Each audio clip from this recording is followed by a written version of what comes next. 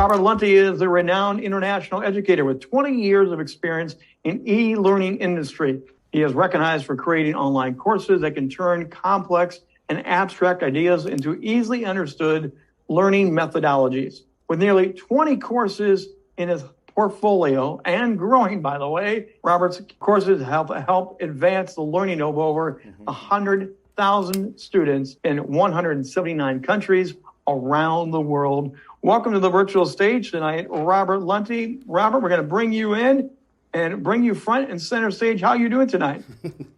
I'm doing great. It's good to be here, Rich. So we are going to make sure that I get down there with you. There we go, side by side. It's a great night together. Cool. We were talking backstage. It's great that people want to know our guests more. You were just revealing you're a motorcycle enthusiast? I suppose. Yeah, I have a Harley in the garage and a new KTM 250 to ride dirt bikes. So yeah, that's how I get out and raise hell, I think, a little bit. And do you get inspired to be on the bike? You come back to the office and think, here's a new course, here's a new idea, I can do this. The adrenaline rush, give you some of the creative tools. You create content. Mm-hmm. You got to have something that jacks you up to get you going, right? Yeah. Well, as a matter of fact, the dirt bike does do that for me. It's funny. I just made a post out on my Facebook page for my friends out there, and it was something that had beautiful pictures of the bike out on the hills. We went on a 1-hour ride earlier this week, did 7,500 in elevation, and I made a post. I thought to myself, the dirt bike, I thought when I moved to Idaho, I wanted to get a dirt bike. Something was speaking to me to purchase a dirt bike. And I'd ridden it many, many years in the past, but it had been like 30 years. Anyways, I did so. Long story short, we went on this ride together, and I just thought to myself, it was a good exercise in listening to your instincts, and it was just one of the things that just seems totally right in my life right now. Like that bike was a good decision.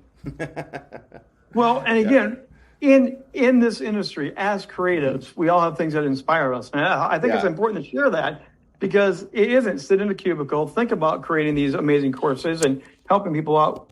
We do have to have a kickoff, a launch sometime for our creative process. So thanks for sharing that, because people get stuck way too easy, don't they?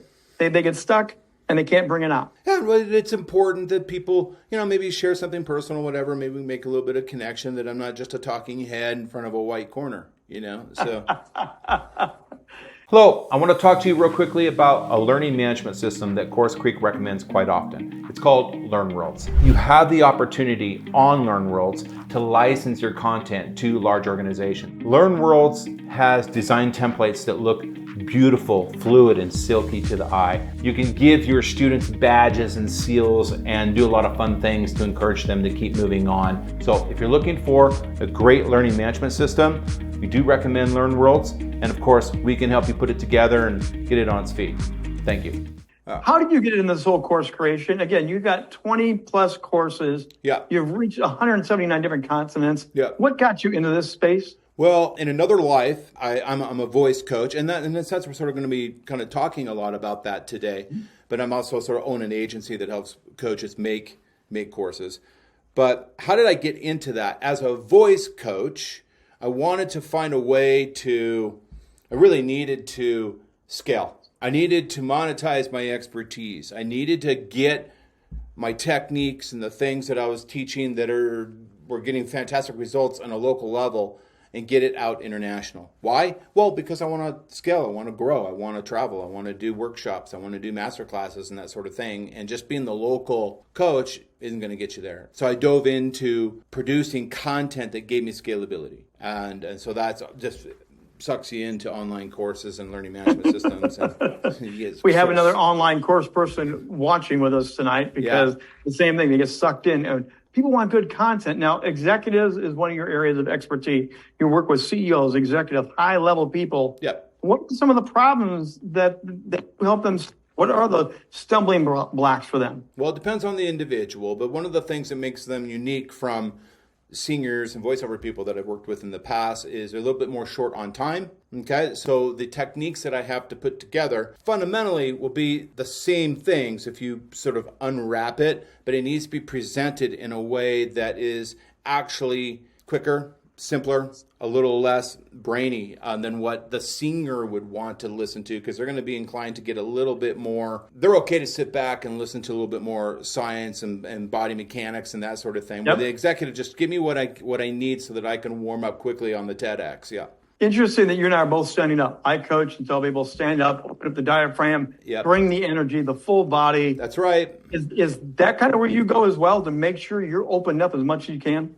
Well, the posture and presenting on your feet is something that I do coach in another course that I created, which is called On Camera. It's called Do It Yourself on Camera Without Looking Like an Amateur. And it goes into this cool white back corner. And you and I have chatted about that a little bit. Getting on your feet is one of the lessons in that course. But getting on your feet is also important for training. Yes, you're right, for the voice, because it lines up the posture. And when the posture is lined up, then we have better respiration. Yep. And it's just, for me, it's also an energy thing. And early pandemic, I don't know if you found this, but people were sitting down saying, Rich, this is boring, this is drab, I don't feel anything. And I would literally tell them to stand up. And in that conversation, it would stop me and say, what changed? Why do I feel different? Mm-hmm. So it's not just the voice, it's the energy and the voice. And they began to express themselves like they were on stage again. Yeah, that's right. So I couldn't agree with you more, Rich. That's why you and I hit it off early on. Standing up is super important. It, as you can see, as I'm standing, what it does is it gets me a little bit hyped up. It makes me bouncy. It gives me a little bit of swagger. And you want that if you're presenting, at least a touch. It's a heck of a lot better than sort of sitting down. Also, there's a subliminal message that comes with standing and getting on your feet, which is I'm taking action. Let's go. Let's move forward. I'm not going to sit on my duff. I'm going to get on my feet and take action. It's a subliminal message. Yeah. Believe me, your backside and your voice are connected. People just don't believe it, but they are connected, right? Oh, yeah. Oh, yeah. As we get rolling here, we're going to launch our poll with Jeannie, our wonderful producer, always working in the background with us tonight. Okay. Jeannie, let's launch that poll about vocal strength. And the idea is here tonight, how much do you, those watching and listening tonight, how much do you like your voice? Not at all. I think it's okay. I have a weak voice. I've never thought about my voice, or I need help improving my voice. We're going to let that roll, cast your votes. Let's see what you think about your voice. As a broadcaster early on, I hated hearing my own voice. Really? I don't mind it anymore. Robert, do you find that true with the way you coach people? Do you move them from here to here and they get more comfortable with their voice? Yes. The more a client learns to hear their voice in the new sound color meaning the tonality, the aesthetic, the color of the voice that changes and evolves through the strengthening workouts and the things that we work on. So as you get to know the new, what I call the performance voice, and I don't mean singing, it could just be public speaking, is a performance voice, not speech mode, okay? As you get to know your new, trained, healthier speech performance voice, then at first, interesting enough, people kind of, sometimes they think, I don't like it because it's new. I don't like it. It's different, it's new, it's nasally, and it's not. And what happens is within a little bit of a short amount of time, they begin to realize, oh, it's actually sounds great. And the people will say, I don't like it. And then as a coach, you have to step in. Happens all the time. Singers do it too. And I step in and I have to say, listen, I just believe me when I tell you. I'm the maestro here. Believe me when I tell you, it sounds good. It doesn't sound bad. It doesn't sound nasal. It doesn't sound this or that. It actually sounds good. It's just new to your ears. So walk it through maybe some of the path or the techniques. How do you take them from here? Just give us a snapshot of some of that. Well, there is a particular workflow that we go through. I don't want to get into too much details here, but the first thing that we would do is we would get an understanding that the physical configuration of my voice, and I'm going to just call it the mechanism, so that it's implying that there's all kinds of cartilage and muscles and tendons and different things going on inside. It's quite complex, okay? We're going to call it the mechanism. Okay? Got it. The mechanism for voice can be set up and configured in several different unique ways, and we call those physical vocal modes. Now, I'm not just pulling this out of my yin-yang. This is real. This is what research people and we've all studied this stuff. voice geeks have studied this stuff. We've given these things names. All right, so a physical mode is the way the voice is set up. There's several physical modes. One of them I'm using right now. It's called speech mode. All right, the way my vocal folds are moving, the way the muscles are moving and everything inside the mechanism, and even the way my articulators, my tongue and my lips are forming the vowels and the phonetics as I speak to you is a unique pattern that we call speech mode. But speech mode is not the only thing that you can do with your voice. And here lies where we get into the magic. And people don't realize that.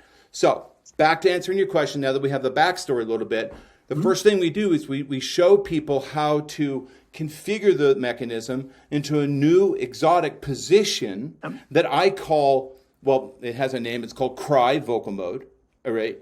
And it's designed, it's a position that the larynx goes into, not when we're speaking, but when we're performing. And yes, when we're emotionally sad, when we cry, which is sort of the interesting similarities there. But this is not acting class. We're not going to shed tears. It's not about being emotionally sad. It's just a coincidence that the physicality of when we're crying in the larynx is the same thing that we want when we want to get into in presentation voice. So as the coach, I help you. I give you techniques to get into cry mode on your voice. Getting into cry mode on voice then enables you to get better vocal fold closure. It removes all the pharyngeal constriction and tightening and choking in the voice that can happen, gives you unlimited endurance, and it also makes the sound color more appealing to the listener if you're speaking or singing or anything. After we've established that platform, then we work on balancing the vocal fold closure and the respiration. Okay? We get the physics of energy and sound in the upper vocal tract optimized, so that we can amplify the resonance of our voice. So we sound beautiful and it's loud. And then last but not least, there's a set of techniques that I work on, which I call onsets. It just means to start. And these onsets are designed to, they're fun little techniques that are designed to get inside the mechanism and begin to build the motor skills of the musculature inside the system. For example, there's a particular onset that I train that will help speakers, getting to the point, the executive, the CEO that has a windy voice, a windy or a husky voice that's fatiguing. I can show you a technique that if you did it 5 minutes a day, it'll get your vocal folds to compress and come together so that your voice is amplified. And just to add what Robert was saying, I totally understand this. Maybe if you're all not getting it. As a broadcaster, I use my voice differently with play-by-play and action. When I'm doing a presentation, when I'm doing one of these interview shows, my voice is used a little bit different. Yes. So there are different skills, different techniques, because with sports, for example, you do want to be excited. You want to accentuate. But doing an interview, you want to have a different rhythm and cadence to it. Yeah. And I do use, and it does feel different. Once you learn this, right, Robert, it will feel different from event to event to event. Yes, it can feel different. It will feel different. A famous maestro coach I had many, many years ago, I've had a lot of great teachers. He once said to me, his name is Maestro David Peter Kyle. And Maestro Kyle said to me one day, he had really long flowing hair down to his ass. He was awesome. And he said to me, he stopped at the piano one day, he looked at me and he said, the voice never feels twice the same. It does not. It never feels twice the same. Now, that doesn't mean that it feels good and bad. I mean, never feels twice the same could mean for a lot of people it feels great every time still. But it always feels a little different. So, yeah. I hope I didn't fire hose your viewers on all that. But no. That's great to get that umbrella. And we've got a chat box question coming in. This is perfect. Great transition. Daniel's asking this. Cool. I have voices and different issues with each one of them. I do have, how do I get them in alignment where I can have a singular training course, a voice, a similar style, even though he has different, see, he's an author, speaker. So how does he bring this all together to have a stronger voice, not separate different ones? Okay. Hi, Daniel. It's great to meet you. And thank you for your question. My question would be, singular training course, are these different voices you come to the table with, are they intended to be different voices? Do they have different voices for a purpose, for a reason, or are they different voices you don't want, and what you're saying is you would like to get one seamless sound color? Drop it in the chat. Drop it in the chat. The second half of the show, I'm sure Daniel will have more questions on this because I've heard him read a book. And he takes on a whole character voice with this, Robert. It's amazing. Right. And then you talk to Daniel, it's not the same dude. Okay. It's really great what he does, but I understand he did say, yes, there are purposes for it. So I'm sure in the second half of the show, we will visit this question deeper. Well, I'll give him a quick answer. The techniques that I described, once you work on those techniques, you begin to build new motor skills in the system. And then you are, in a sense, we build a foundation or a baseline motor skill, a baseline color and sound and strength that in some sense is sort of your go-to center point. And from there, you can get into character voicing and other things. So the short answer would be the techniques and the training would homogenize and bring everything together in its most optimized position. And then from there, you can get creative. When you work with clients and you're doing this training, one thing that I did not know early in my career was don't do a lot of coffee or Mountain Dews in the middle of a sports broadcast because you are using your voice differently. And I did not know that caffeine was bad for my voice. What are the other things that we should learn to use our voice, protect our voice, so we can use it properly? Did you teach on that and help people with that? Well, of course. All of this includes vocal health principles as well. So in regards to soda pop, no. Anything that's slimy or leaves slime, soda pop, peanuts, bananas, candy, not good, all right? Now, there is a lot of talk out there about caffeine in coffee. It's in the singing world as well. And my conclusion on that, Rich, actually is that coffee isn't all that bad. It depends on the individual. I think it's okay. I think singers and presenters and public speakers, I think there's a benefit in getting a little bit of buzz and a little bit of jolt. Yeah, oh yeah. You know, and it's never bothered me. And I have clients that the coffee and the caffeine doesn't really bother them, but there are some people where the caffeine will dry them out. But I think it's a little bit overhyped in regards to the concern about coffee and caffeine. Gotcha. Yeah. Let's go to our poll again real quickly here, and we'll continue on. But here's the results of our poll. Look at that. I think it's okay. I have a weak voice. Okay. One more came into our chat box here regarding the poll. I think the voice is okay, but I can benefit from help. So yeah, we're pretty much okay, but we're still trying to figure it out, it looks like. What do you say to that?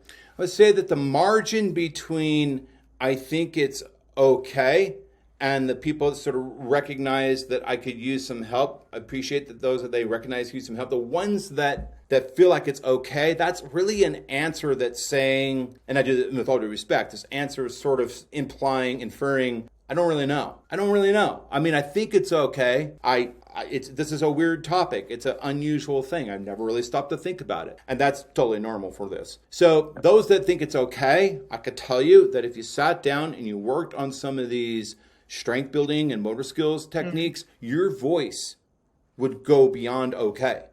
You would discover something new that you can apply to amplify, animate your presentations and help you, make a better show of it. What are your clients if you take them on this journey? Yeah.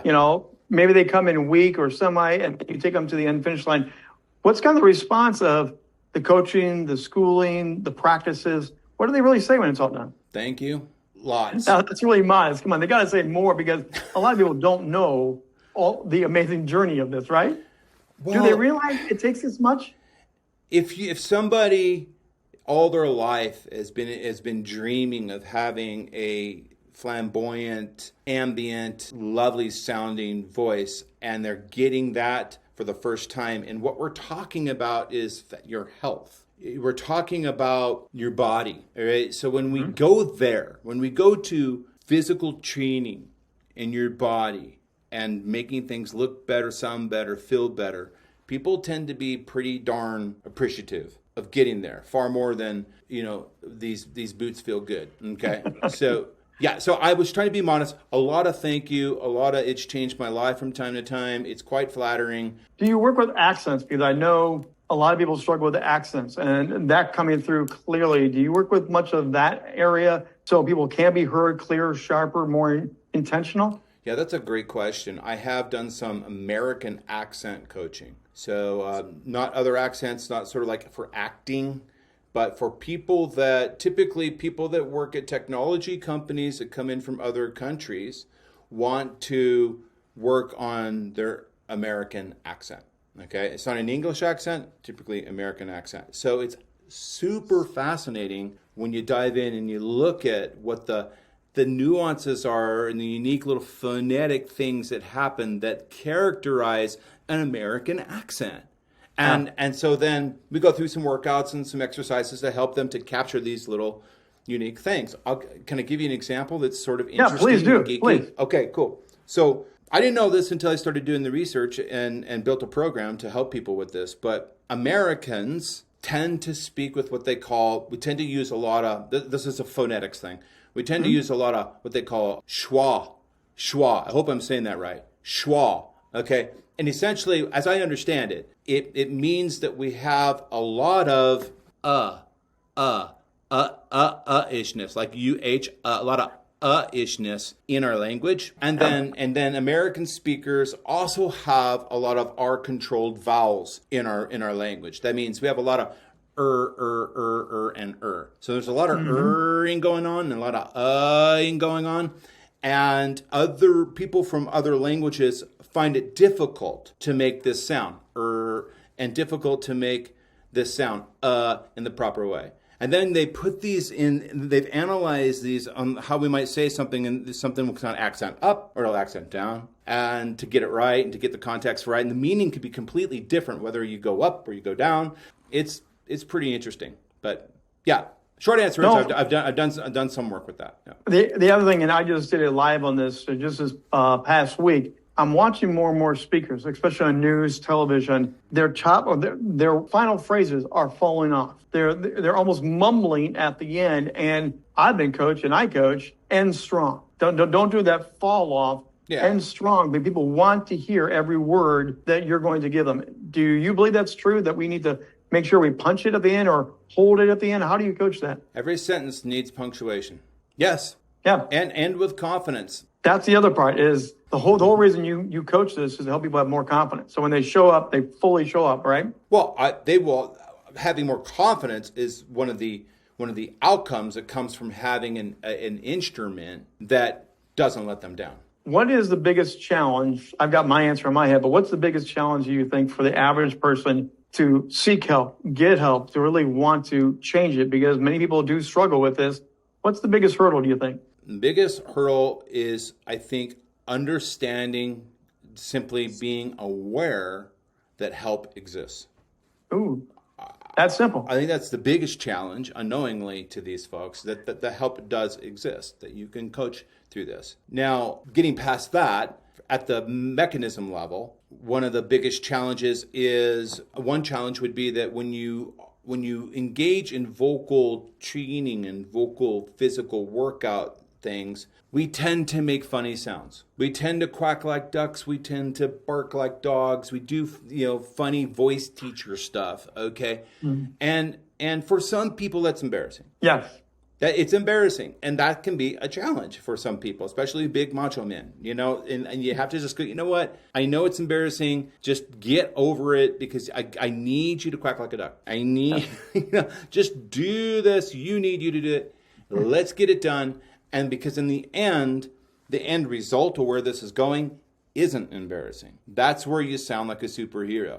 And then there's other things that we could go into, like different physical ailments and things like that can be. Well, and that's a lot of trust, to place someone to say, change this, because I want the end result. But there's a lot of trust that goes into this type of coaching. Robert, this has been great. We're coming down to the first half of the show. Don't forget, everyone stick around. You get to ask your questions. Cameras on, mics on. And you're going to ask the expert in the second half of the show when we go backstage. Robert, as I drop in a bunch of social links, how can they best find you? What's the best way to connect with you? And again, what's the secret sauce that you can kind of help people with? Well, you can find me the best place to find me for this particular audience is going to be at my agency, which is CourseCREEK.com. So that's course as an online course, creek as in a little river, CourseCREEK.com. Where me and my talented team help coaches and authors build e-learning services like courses and things. So you can find me there.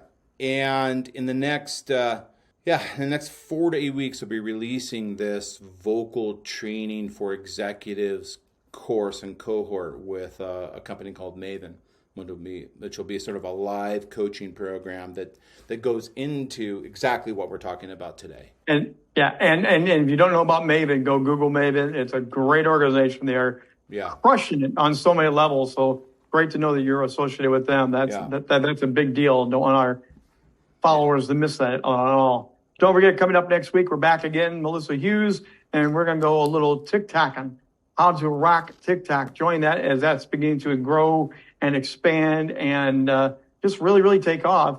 And then we also do have coming on up on July 13th, Colin Herdman, Success Through Failure and Building Your Future Through Some of the Pain that you've gone through and not wasting the pain. Going to have a great conversation about that, how it helps you better be confident on stage, on camera, because one of our biggest things, we think we've blown it. We can't get back on camera. We can't get back on stage, but that's not true. And as always, if you ever want to learn more about presentation skills, on media savvy skills, the better you rock your stage on camera with confidence, contact me, rich@richbontrager.net, or visit us at howtorockthestage.com. Now it's time to go backstage, and Jeannie's going to help us bring everyone in, and you'll get a little prompt will pop up. You get accept coming in backstage. Turn on your camera, turn on your microphones. Robert and I are going to keep on sharing. Then you're going to jump in with your own question here. Robert, while we make this transition of a set here for a moment, sure. What's it like when people first hear their own voice on a cassette deck or on a playback? And I said cassette deck, I dated myself.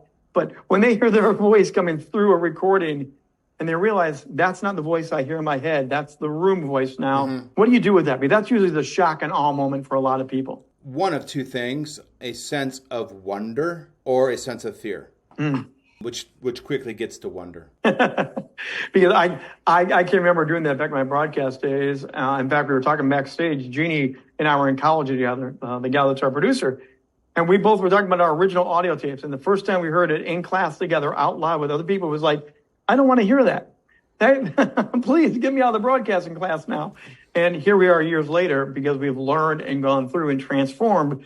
But you have to listen to the original stuff to get to the good stuff, don't you?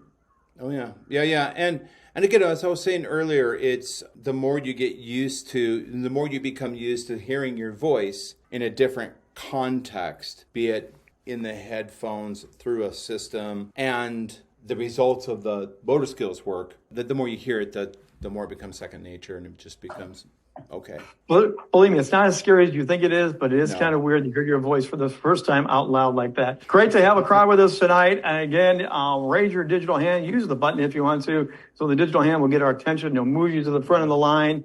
We still have the chat box, the Q&A box, and please feel free to you do that as we launch off. Nancy's got her hand up first. Boy, she is right on the button. And Nancy, we're going to bring you down and add you to the conversation. Good to see you. What's your question for Robert tonight? Hey, Nancy. Hey there. Good to see you both again. So here's my question. And I did a recording yesterday, and I could tell that my voice wasn't where it was. And I'm recovering from COVID, and everything was in my throat. And I still feel like I'm carrying some crap in my throat. But no way to put this gently, people. You're free here. You're completely And I'm free. wondering if there's anything that I can do to clear that.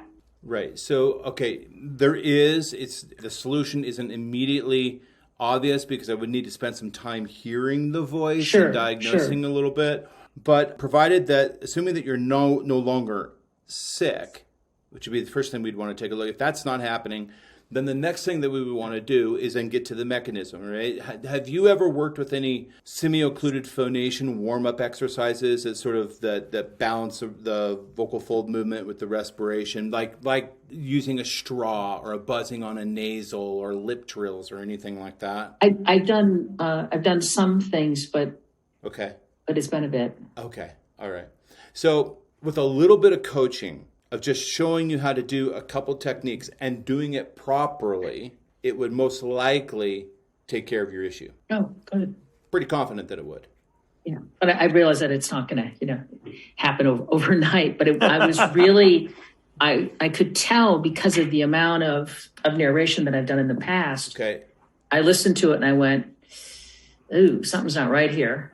And I also want to diagnose my equipment too and see if anything is off there. Okay. It's probably a bit of both. In a 1 hour session, I can show you about 8 different things you can do with your voice to move the mechanism around, to wake it up, to make it respond for you properly. And then if you work on those things, the voice will be super healthy. You do all kinds of nice, fun things with it. Is there amount of time that people should do these kind of warm-up exercises as a daily practice, or? Yeah, I'd say about per session, 5 to 6 minutes. If you really wanted to get after it, several times a day.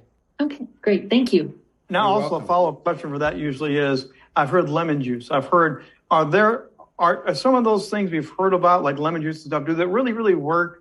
Or is it really the other stuff that you're talking about that really makes a difference? It's what I'm talking about, which really makes a difference. Warm tea with honey in it, and lemon and this and that. These things can soothe the voice. They can give the voice some temporary comfort.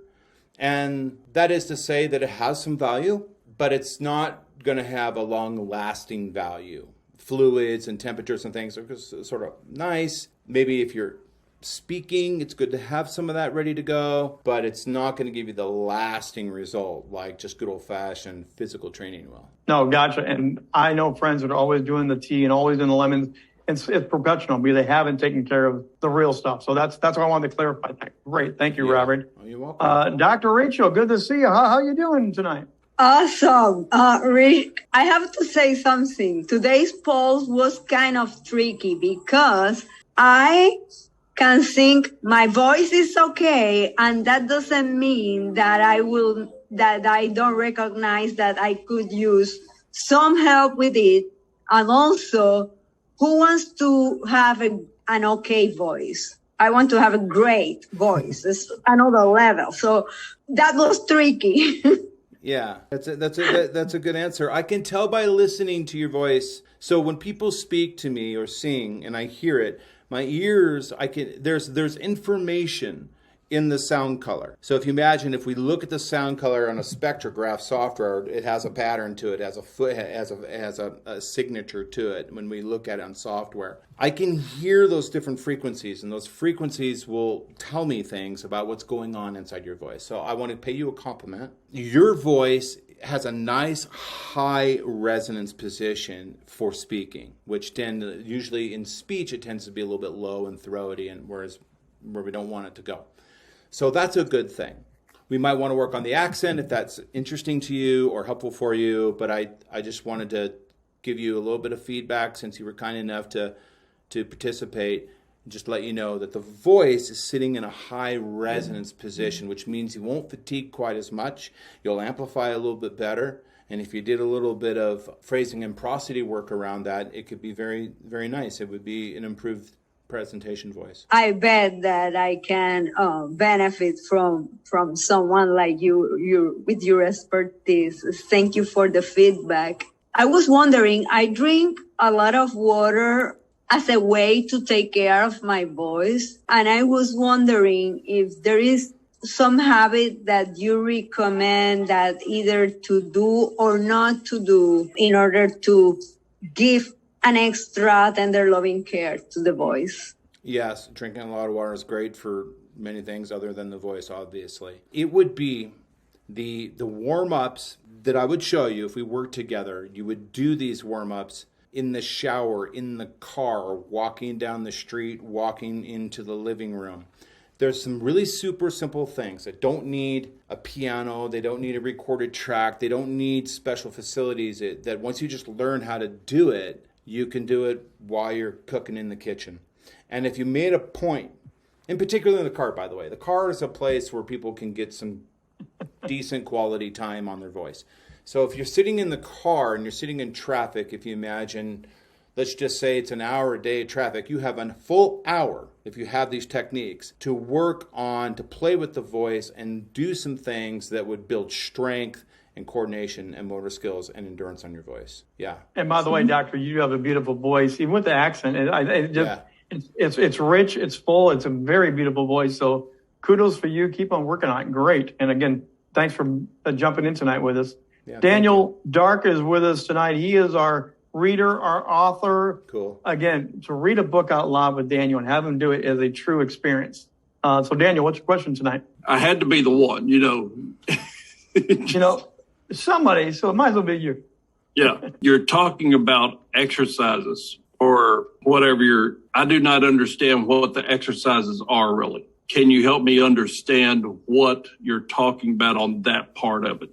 Yeah. Can you give us like one or two examples Yeah, of what sure, might be? sure. I'm talking about funky, weird things that you do with your voice and your lips and your tongue and your jaw that make that move the muscles around in exotic ways. For example, I give to thee the quack and release onset. The quack and release onset. The quack vocal mode is a vocal mode that's characterized by hypercompression. It brings the vocal folds together aggressively. Okay, why would we want something like that? Because it's resistance training. When we quack, we get resistance training of the vocal fold adductors, and we want to. Some people need to build a strength because they want to get their vocal folds close. So, the technique, the answer to your question would be: this would be one thing we might do. Got to warn you, it's weird. Bring it on.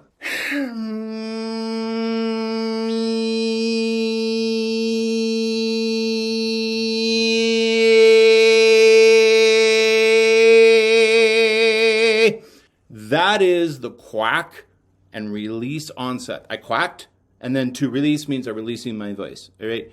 Going through that technique in the shower, in the car, walking across the living room will help people that have a difficulty getting their vocal folds to close and adduct, and it'll get the adductors moving, and it'll build those motor skills. Now I thought you were just going to go quack, quack, quack, quack, quack. Yeah. That's what, that's what I was looking for. And there's other onsets, other techniques that do the opposite for people that are squeezing too much. It'll help them to relax. And there's techniques that'll help you to be able to speak with more range in your voice, that sort of thing. Did that answer your question? It does somewhat, but Okay.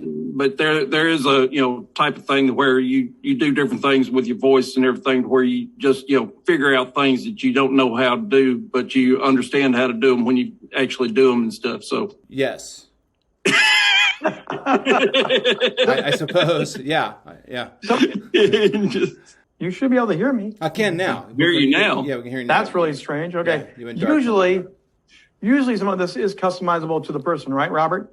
And because we each have uniqueness, so you can have some of the same tools, but you are going to customize them to them as well. Yeah, that's right. So this quack and release onset I showed you, Daniel, wouldn't be for everybody. It would just be for certain individuals. And so for the singers, they have like 42 of these things. They have a whole huge crayon kit of techniques to work on, because that's a different kind of, in some sense, more complex vocal execution. For public speaking, we're down to 8 workouts that I've decided that we can use for public speaking. Quack and release is one of them. Yeah. No, that was great. I'm doing basically public speaking, podcasting, different things like that, along with voiceover book work. Okay. So then I think you would benefit a lot from this. The techniques I could show you, if you applied it and practice it just a little bit, it would enable your instrument, your voice, to have more agility, more flexibility, more range. You could do more with it. And if you're doing voiceover work, you want to be able to do different things with your voice. So it would help you. And you've already got a great dynamic voice, Daniel. Yeah. So again, it's just adding more to what you've got. It really is just adding more and more. Interesting when you did that technique, Robert. I was listening, but I was also watching. So as much as it's doing for here, that type of a exercise is also going to help your diaphragm, isn't it? Because you're elongating it, holding that. And to me, it's also building up your diaphragm. Am I wrong with that? But it looks and felt like it's deeper, not just here. No, it's not. The diaphragm is involved in that movement because we have to blow air through the trachea and get through the glottis. But that workout itself doesn't really do a lot for respiration. Gotcha. That workout is all about. So we need to get our vocal folds to close. All right, whether we're in speech mode or performance mode, the vocal folds need to close. And the little tiny muscles that are involved in that movement are called the adductors. To come together, the adductors. So the quack and release onset is great for building adductor strength. So that's very localized in the glottis and very localized in the larynx area. There we go. Once again, I'm wrong, and I admit it. No. Anna Lee, great to see you back again. And what's your question for us tonight? Yeah, thank you, Robert. But before I ask you, I just wanted to acknowledge you, Nancy. I've listened to your presentations and participated in one of your week-long workshops. And my very first impression was, my God, she has a beautiful voice.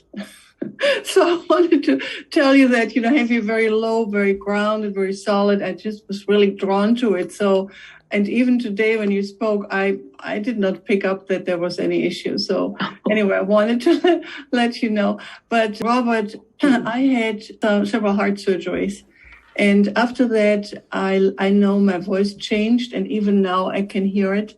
I could sing. I can no longer sing. It's very, very different. I feel like I can't properly breathe most of the time because I live constantly with some pressure on my chest.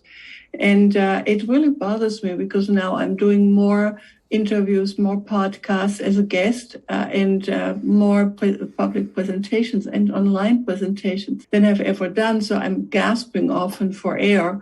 And I don't know if you would know what to do with this. My husband is astutely aware of it because, he knows me very well from before and after. The fact that I cannot sing anymore, I can't hold a tone. It's just like I'm always struggling to breathe properly. Two things I would do is I would work on your respiration. We have some techniques to get the wind, take in more air, blow more air, release and exhale more efficiently. We could work with that. But the issue is I'm shooting in the dark here. It's educated guess. I'd have to hear you and we'd have to work together and things. But it's probably that what I was just talking about. The adductors are not closing well enough. So if the vocal folds are not adducting and getting a flush closure, all right, then what happens is we get respiration escapes through the glottis. Wind escapes through the glottis. So if we're not getting good closure, and therefore we're getting leakage through the glottis, then you're going to run out of air. And with exercise, something can be done? Exactly what I just showed you. I would do the quack and release onset. I would also the attack and release onset. And you'll have to learn how to get into cry vocal mode to elongate the vocal folds, all right, to enhance that adduction and get rid of pharyngeal constriction as well. So again, if you can strengthen the glottis, the vocal folds through these techniques, I think a lot of that would go away. I'd love to try. I'd love to try it. Okay, thank you. You're welcome. And Annalee, thanks for sharing that because it triggered when I was going through my liver failure. I went through the same lung crushing, and I love to sing in my car and rock it out. And I could not do any of that because of all the junk going on inside. And I did go through a process of coming out post-transplant to get it back. It was intentional because I had to get back in the broadcast booth. I wanted to get back up speaking.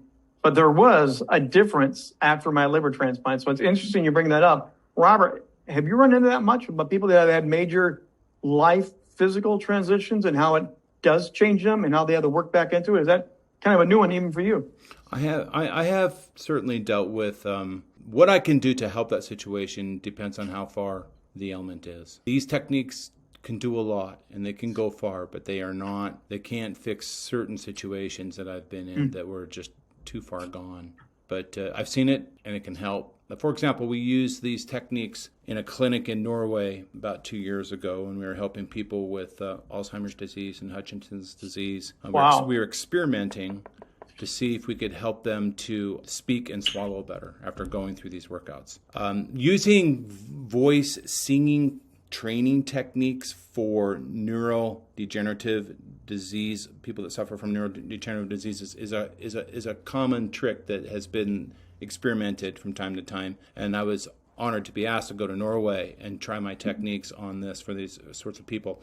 To my point, answering your question, is in Huntington's disease, I think it's like 5 levels or something. People that were at like level 1 through 3 could benefit from these techniques, and it hastens the onset of the disease.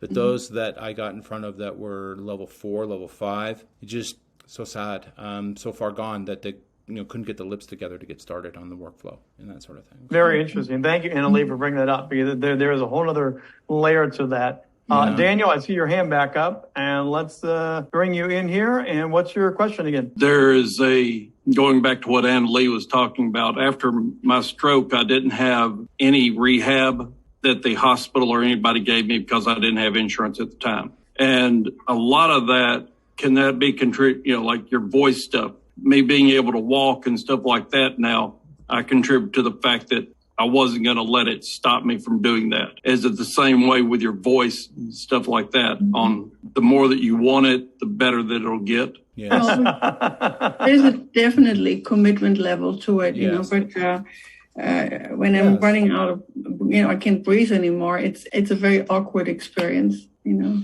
Interesting that the three of us right now have all gone through that, and it is a choice that you are going to work at this and get back at it, because it doesn't feel natural. It's very uncomfortable, and the things you used to love to do, you can't do for a while. And Robert, how much of that is in your coaching? Because you have people come to you saying, I want this. How much do you also coach in the psyche part of, you can do it, but you really need to get in the game? How much of that is in your coaching cycle? Well, it's unavoidable. And it typically manifests itself in the form of two things: helping people understand, and I'm being very real. I don't sugarcoat. Clients don't want that. Singers don't want that. To be very real, and so that when I say it sounds great, or that's the right way to do it, even if it was executed in a clunky way, I have to sort of encourage them to let them know that the technique was, for example, was executed properly, even though it may have felt awkward or wonky or sounded bad. Sometimes when we do vocal workouts, just because they sound bad, we all agree it didn't sound good, that doesn't mean that it's wrong. Okay, that doesn't mean that the execution and the workflow and the thing that I just showed you, let's say we were doing the quack and release onsite and you tried it the first time, maybe it didn't sound great, but the movements and the workflow was exactly what I showed you to do. Just because it sounds bad doesn't mean that it's wrong. So there's some coaching in that regard, Rich. And then there's some coaching. I spend a lot of time, spit my disposition, just to lean into tough love a little bit around training and practicing and sticking with it. Yeah. Just sticking with it. You got to show up and you got to stick with it. So I'm a big nag about that. One of the questions we have not got to tonight, and I want to make sure we came back around it. Okay. You help people with feeling that authority through their voice, because the voice gives you the confidence to own the room, to own the space. Can you speak a little bit about that authority that you help people get through getting this stronger? Well, for sure. That's a great way to wrap up our conversation here, I think, is an authoritative voice is one of the ultimate outcomes of this whole thing. And authority comes from physically, like, hearing the authority in the sound color and the amplification of the voice, hearing and feeling the authority, okay? But then the authority also comes from the heart. When I have a great instrument and I know it, rocking the stage, so to speak, Rich, then the authority is inside as well. So it's interesting to mention that, because that's a big part of what this new program at Maven is going to be about, is as an end result, to be more authoritative in your presentation mode, as a result of having a voice that's animated, amplified, and more boomy. And to me, it's all part of the whole, you dress for success. And right now, part of that success is the voice and learning how to use it better and better to get you in that place, to get you where you want, to leverage it. Because, like they already said, we're all doing podcast interviews. We're all trying to get more stage time, more mic time. But it is part of the new attire. You need to have this to match everything else, don't you? Yeah, for sure. Yeah, we have this. Just think about how important this thing is. And it's probably neglected too often. Doesn't need to be neglected. You can turn it into something that is a tool for you. It's a weapon, so to speak. It's in your toolbox that you can use to give you the gumption, the voice behind what you're trying to convey. Anna Lee, you're going to get the final question of the night before we head to the finish line. So welcome back. Thank you. Just a completing comment. I really appreciated what you just said a little bit earlier, how important it is to have the heart present. I know this is sort of a thing that people say these days a lot, but it's really about authenticity. So if my voice is not perfect, but I come still across as sincere, it still may work. And to do what you do and what you can offer, your expertise, definitely would be really, really important for me to know about. So thank you. It was a great presentation. Robert, we're heading down the finish line. I want to make sure that we also drop in your special offer for tonight. And again, thank you for this. you got a special offer as part of your masterclass service. Do you want to explain this a little bit? Oh, yeah. Okay, John, thanks, Rich. So with the agency, CourseCREEK, we offer the ability to design and build. We build the technology. It's not a lot about voice here. I got to tell you this offer. But it's for coaches and authors to do a 4 or 5 hour live event. It's a paid event. So we would help you drive customers to a paid live event like this. And it would be a 4 to 5 hour focused topic, which we'll call a masterclass. And what my agency does is we help people set that up. We help them set that up. Now, in regards to voice, there's a link for you there. You can take a look at it. It's a great way to get involved or get started with an e-learning solution. In regards to voice, I'm more than happy to offer anybody a discount on an hour consultation and lesson if you'd like to do that as well. So make sure to grab those links. One final thing, since you were referencing that the new master class, you also have, if they join that class, there's a referral system you do have in place. I want to make sure they were aware of that. It's not just you helping them. There's also a referral system you have to go with a master class. So there's a lot of ways to work with you, even after the show is done tonight. Yep. Thank you, Rich. There is.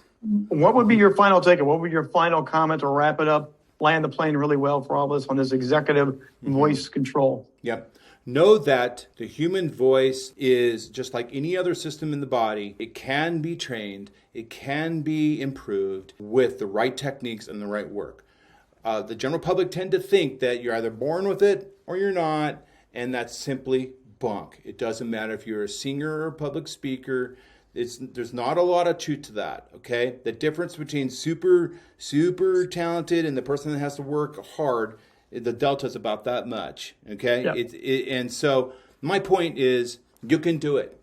If you get the right techniques and you have a big heart and you train and you practice, you can do this. You can make your voice beautiful and vibrant and animated and big and boomy to add to your mojo. So Robert Lunte, great having you on here tonight. Again, you can do it. You heard him say it. Come back next week. We're going to help you rock TikTok with Melissa Hughes on July 6th. July 13th, Colin Herdman will be back with Success Through Failure, Building Your Future Through the Pain of Life. And I want everyone to have a great holiday weekend. Go celebrate, blow something up, bring back all your hands and digits and everything, but have some fun, everybody. And we'll be back next week to help you rock the stage. Have a good weekend, everybody.